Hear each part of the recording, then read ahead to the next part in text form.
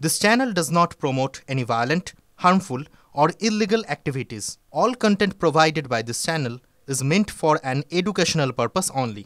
Top quality और consistent performance के लिए सिर्फ सिल्वर पंप्स नाम याद रखना।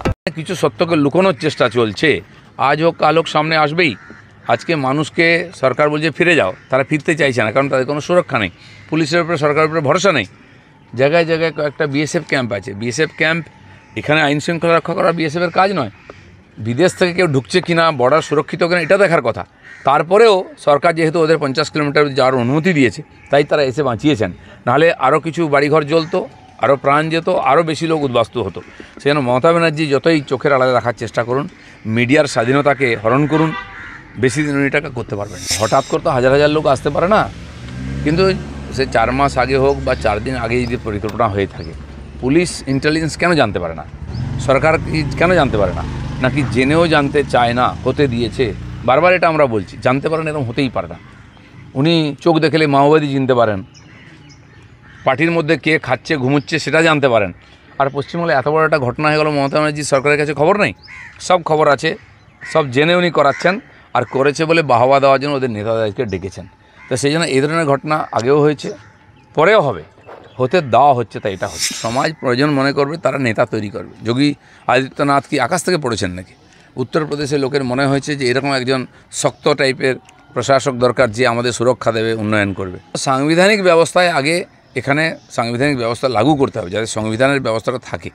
যে বলে দেয় সংবিধান মানব না, কোর্ট মানব না, তার কাছে আপনি কী বলবেন?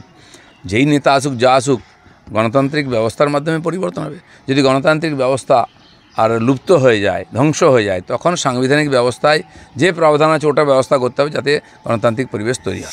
জগন্নাথ মন্দির তৈরি করেছেন, লিজ দিয়ে দিন, টাকা পয়সা আসবে কিছু, কারণ সবই তো ওনার টাকা পয়সা আর রাজনীতির হিসাব, তার বাইরে কিছু নেই। ওনার মন্দির আছে, অনেক লোক জানে নিজের জন্য মন্দির তৈরি, ওটা হয়তো মমতা মন্দির নাম হবে, যেমন বিড়লা মন্দির নাম হয়ে গেছে রাধাকৃষ্ণ মন্দিরের। তো সেরকমই হবে, ভগবানের পুজো কেউ করবে না, ওনারই মূর্তি একটা সামনে লাগিয়ে দিন, ওনারই পুজো হোক। আমরা বারবার বলেছি যে বাংলাদেশেরই যে ঘটনা, তারই একটা ট্রেলার আমরা এখানে মুর্শিদাবাদে দেখলাম, সেম একই টাইপের, ঠিক বাংলাদেশে যেভাবে করা হয়েছে এটাই এক্সটেন্ডেড বাংলাদেশ হয়ে গেছে। মমতা ব্যানার্জির পুলিশ হয় চুপচাপ দেখছে, নাহলে আগেই পালিয়ে গেছে। তখন থেকে লোকেদের ফোন এসছে বারবার, আমাদের বিএসএফ পাঠান, বিএসএফ পাঠান। সে 3টে-4টে থেকে শুরু হয়েছিল, 6টার পরে বিএসএফ মালদার দিক থেকে ওদিক থেকে ঢোকে, 7টা-8টা, তারপরে সমস্ত ঠান্ডা হয়, ততক্ষণে যাওয়ার হয়ে গেছে। তো এই যে দাঁড়িয়ে দাঁড়িয়ে মুখ দর্শক হিসাবে মমতা ব্যানার্জির প্রশাসন আর পুলিশ দেখছে, এটা আমার মনে হয় তাদের স্ট্র্যাটেজি, ভয়ে রাখা বা খালি করে দেওয়া, যাতে আগামী নির্বাচনে কোনো বিরোধী না থাকে। যা কিছু হচ্ছে মমতা ব্যানার্জির ইচ্ছায় এবং তার উৎসাহেই হচ্ছে। উনি ঈদের দিনই সেই মেসেজ দিয়েছিলেন যে করো যা ইচ্ছা, আমি দেখে নেব। আর না হলে যে হাজার লোক ঘরছাড়া হয়ে গেছে, মালদার পাল্লালপুরে স্কুলে রয়েছে, আরও বিভিন্ন জায়গায় ছড়িয়ে আছে, মমতা ব্যানার্জি বা তার কোনো প্রতিনিধি যেতে পারতেন দেখতে, যে সমস্যাটা কী, কেন চলে এসছো তোমরা।